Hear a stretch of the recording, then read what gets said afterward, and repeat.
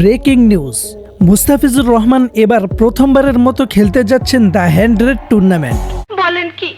হ্যাঁ, বাংলাদেশ থেকে এই পেসারের প্রথমবারের মতো আন্তর্জাতিক দল বার্মিংহাম ফিনিক্স তাকে দলে ভিড়ে নিয়েছে।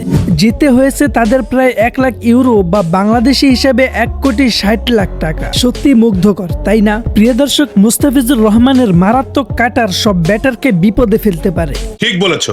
এবার তিনি প্রমাণ করেছেন তিনি সত্যিকারের নং ওয়ান পেসার। এটি বাংলাদেশের ক্রিকেটের জন্য একটি গৌরবের দিন। নিলামে যদিও দেরি হয়েছিল, শুরুতেই বার্মিংহাম ফিনিক্স বিড দিয়ে মুস্তাফিজকে কিনে নেয়, আর অন্য কেউ আগ্রহ দেখায়নি। প্রথমবারের মতো বার্মিংহাম ফিনিক্সের সঙ্গে খেলবেন মুস্তাফিজ।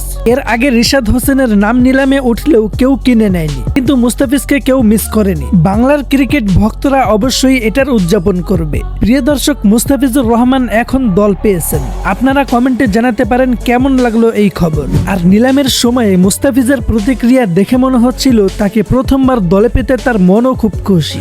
এবার শুধু অপেক্ষার পালা, মুস্তাফিজুর রহমান দ্য 100 কেমন ঝড় তুলবেন। বাংলার ক্রিকেট ফ্যানরা নিশ্চিতভাবে তার পারফরমেন্স দেখার জন্য খুবই আগ্রহী।